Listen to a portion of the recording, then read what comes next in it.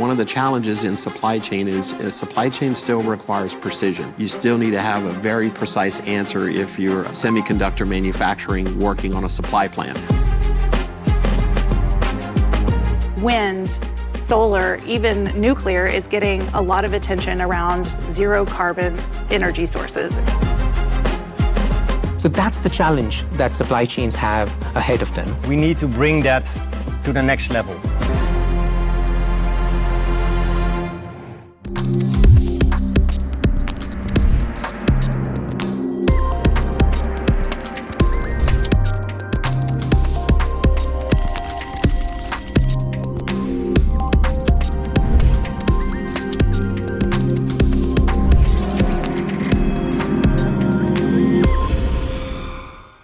Hey friends, welcome to this episode of The Futurist. In this episode, we tackle a subject that touches us all. If you're a consumer, a business, an entrepreneur, anybody, anywhere is impacted by this. And we're talking about supply chains. A supply chain is simply a mechanism to get goods from one place to the other. Imagine a truck carrying groceries from the farm to the grocery store. Now that's a supply chain. Think about an airplane transporting anything from one location on the planet to another. That's a supply chain. Companies worldwide, everywhere, rely on supply chains to be able to transport their goods from one place to the other. And supply chains are critical to our survival.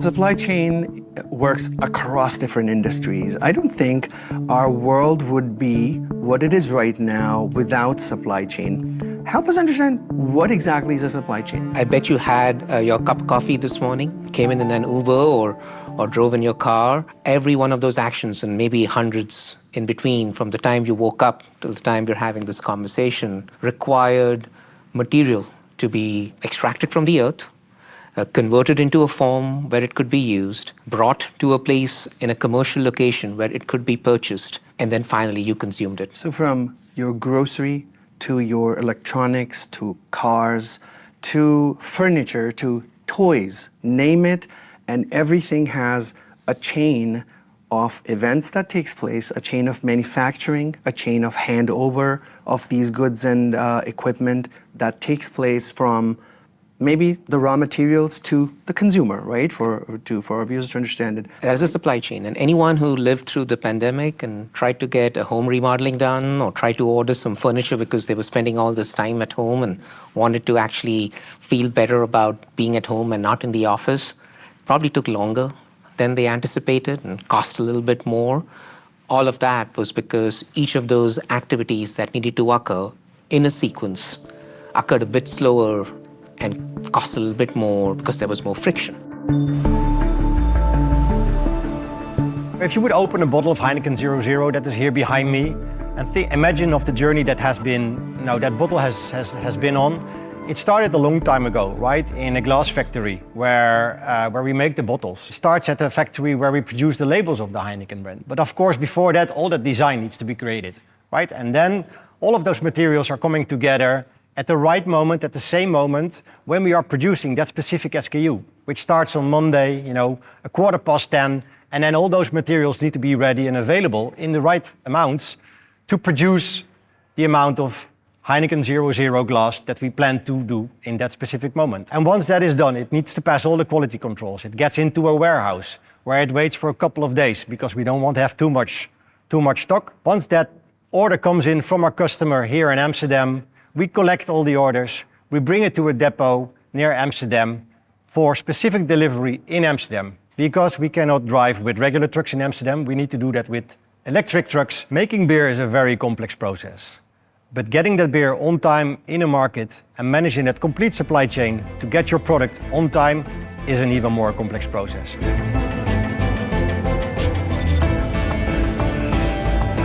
Supply chains are impacted by almost everything that can cause a disruption.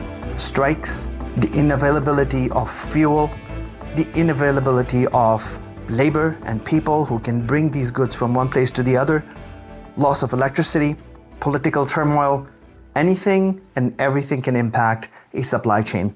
We saw this a few years ago during the pandemic when shipping routes were closed, airplanes weren't flying, cars weren't on the road. That was really hard to get things from one place to the other. So, in this episode, let's look at what the challenges are and what some of the amazing breakthroughs and opportunities are.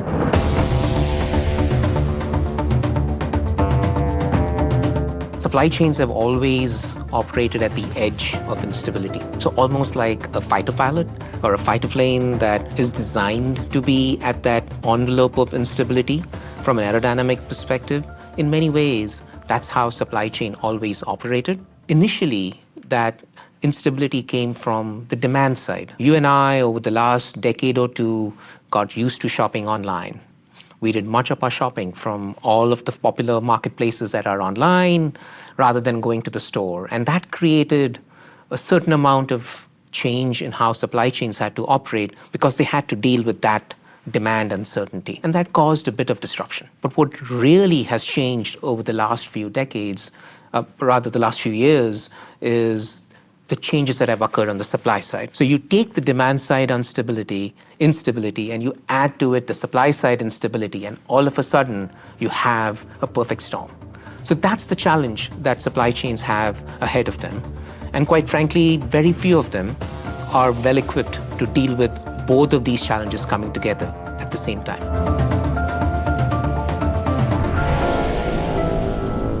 One of the challenges in supply chain is supply chain still requires precision.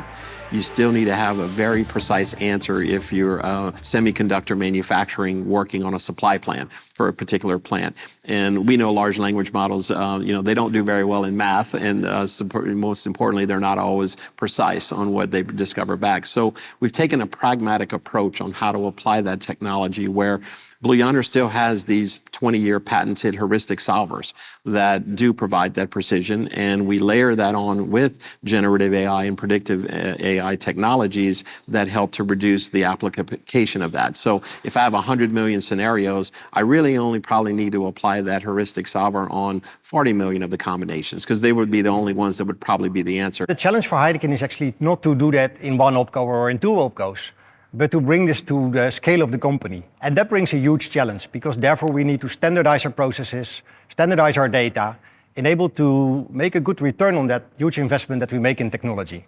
And this is where we are today. We are harmonizing our processes, harmonizing our data structures, and bringing also rigor in the governance of that to make sure that we actually can leverage the huge investments we are making in technology today, and all of it is still to come tomorrow.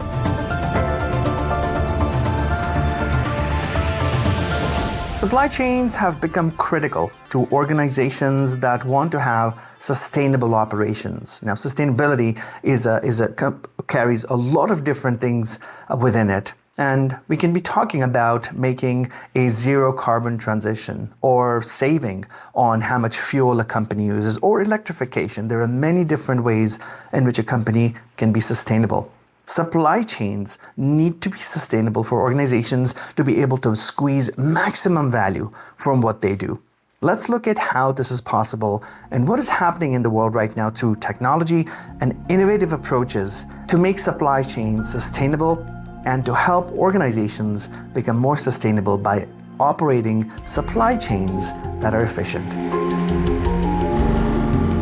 Any supply chain, whether it's, let's say, in the food industry, the apparel industry, transportation industry, right? These supply chains have an environmental impact because of various things that are happening, and you're looking at tracking that, tracing that, and helping these customers get better at it. Our traditional supply chain solutions are helping companies power their supply chain. So deciding what they should plan, how they should manufacture, distribution, warehousing, returns, that's the traditional nodes of the supply chain.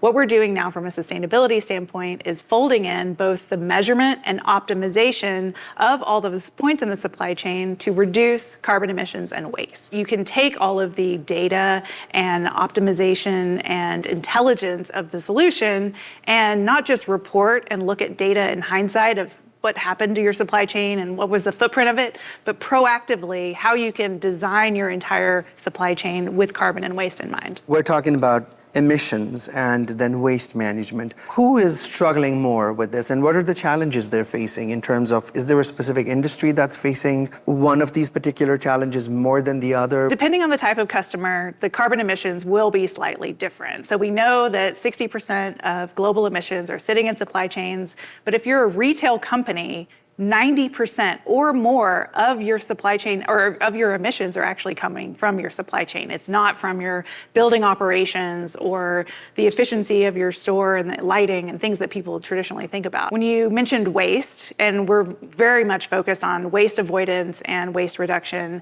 for a retail customer, that often sits in the inventory space. So how do we create more intelligent inventory plans so that you're only sourcing and putting on shelf what the customer actually wants and will buy, so you're not dealing with that excess inventory, whether that be fresh goods or expired goods, aged goods in store, and having to manage that inventory through disposal or incineration.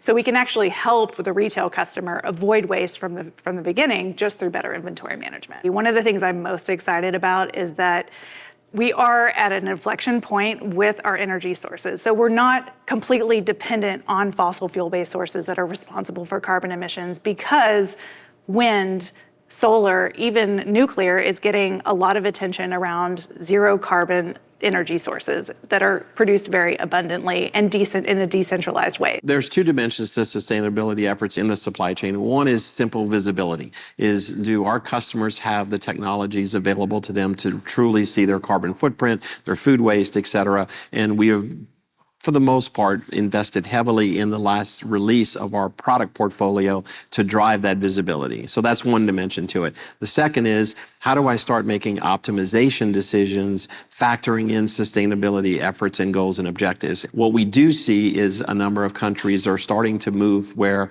if certain levels of sustainability efforts are not complied in their supply chain, they will have higher tariffs when they start to move product across countries. Sustainability is very important for Heineken, as we are here for the long run. It is embedded in our daily operations and decision making, and we run a strategic program on sustainability called Brew a Better World. Our ambition is to be net zero in 2040 in scope 1, 2 and 3.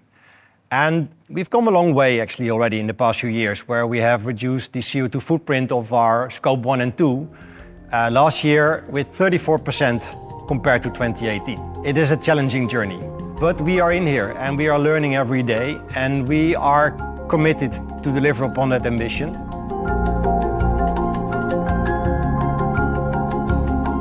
Artificial intelligence undoubtedly has created a very big impact in the world.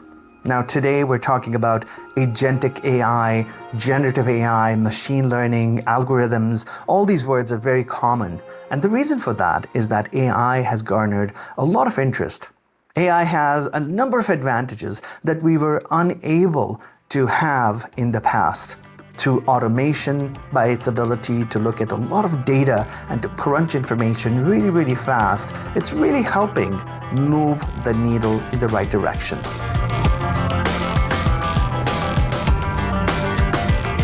What is the role of digital technologies, right? We're living in the era of multiple digital technologies. The world is modernized. I'm sure everybody's using digital technology. What about digital technology and innovation? Where does that come in when we talk about supply chains? To think about this web that goes behind that kiwi showing up for you in your grocery store. In many ways, there are 4 fundamental technologies that underpin how all of this happens, or needs to happen, I should say, rather. The first of which, in many ways, people have begun to recognize is that supply chain is fundamentally a data problem. These 4 technologies together, the data cloud technology, the ability to actually put in that semantic layer through a knowledge graph, the ability to actually bring machine learning to bear in a meaningful manner, and then this multi-enterprise supply chain network are together required in the digital transformation of supply chains of today? The first area where sort of predictive technologies and AI technology got applied was wherever you had behavior of items that have short life cycle volatility. So think of fresh and ambient in a grocery store. There's a lot of volatility there, and you also have a balance that you're trying to determine as a grocer is to have an in-stock position but reduce waste. It was a perfect place to do that. And we work with one of the large grocers in the UK to drive out efficiencies in terms of demand forecasting for their fresh and ambient technology, improving dramatic service level rates, and by the way, reducing waste, which is a huge sustainability opportunity as well. So very discrete examples in the supply chain that is where this technology is being applied.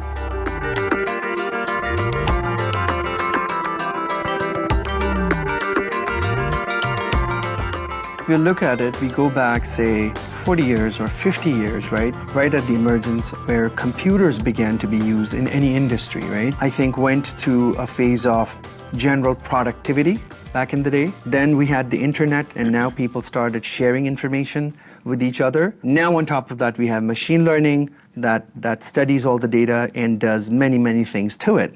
Which brings me to the point of artificial intelligence, which is driven by machine learning, and it's very connected. How does AI come into play now with solving this complexity? We've realized that for a good system to be true, both from a planning and an execution perspective, it needs to be able to take into account the inherent uncertainty in information that's available. And if you now want to evaluate what good decision needs to be made in each of those parallel universes, you need to apply the power of machine learning to evaluate which options to even consider, and then to collapse them into a meaningful recommendation for a decision maker to execute. We use AI and ML technology powered by Blue Yonder to increase and improve our forecast accuracy and reduce our bias of our biggest markets. To facilitate the decision-making and process, to do that in the most efficient way and making sure our products are available in the market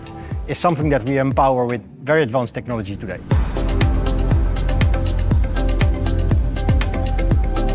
As we head into an era of even more artificial intelligence impacting our world, the area of supply chains remains a very critical and interesting part of this discussion. Because we all rely on supply chains to a huge extent, creating efficiency, creating more value through supply chain efficiency becomes very important. It becomes important for consumers to be paying less for anything that they buy. And it becomes important for organizations and vendors and companies that produce goods to be able to create efficiency in the system. In fact, a lot is happening with AI and other technologies when we talk about supply chains. The future undoubtedly is better than it was before because of all the gains that we have been able to get from AI.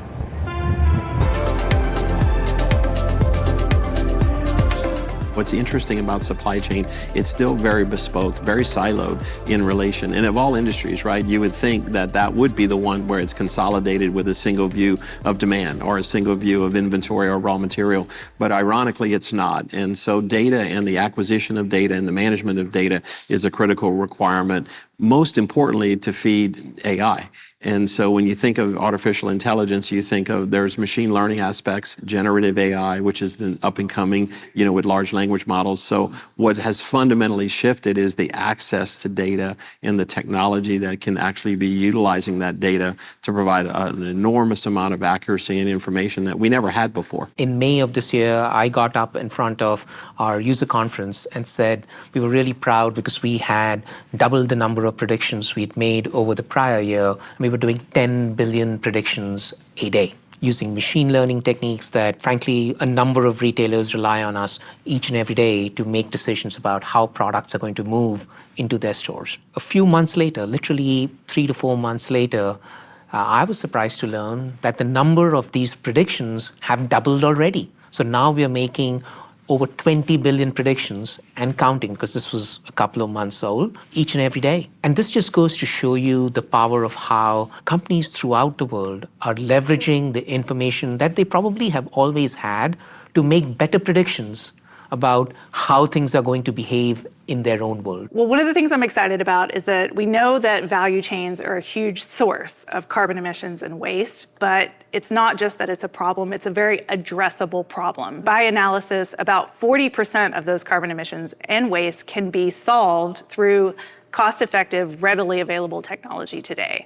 So what that tells me is, yes, there's going to be innovation around how we approach that, but also there's just addressable waste and carbon today that we need our customers to be able to go after. And that's really a connection. How do we bridge the gap between the solutions that we know exist and the ability for our customers to use them? And that's where technology comes in. I can imagine a future where this will be much bigger, that it will completely change our platforms and the technology that we are using today that are really catered about one of the business processes. But if you can imagine what happens if those processes and those technologies starts working together and collaborating together, it is something that is super difficult to imagine. But I'm sure this is something that will come our way and it will change the way we work completely.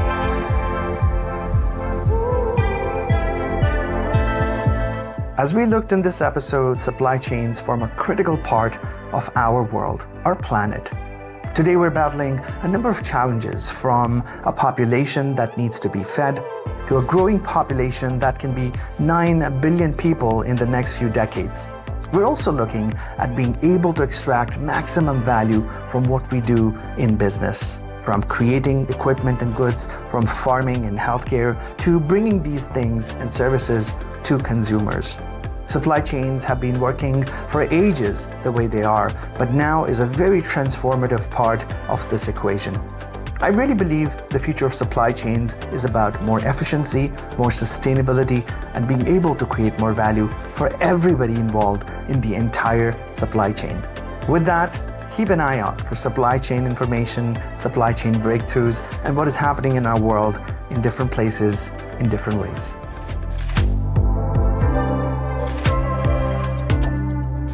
Think of opportunities that you would not have really realized are there. Yeah, we call it an unrealized opportunity, and the technology can serve up to humans, individuals, unrealized opportunities in the supply chain. So for example, they can take advantage of promotions, they can take advantage of moving inventory that otherwise they would never have been able to do. And that is the future. So when we talk about reinventing the supply chain, we've spoken about the autonomous supply chain.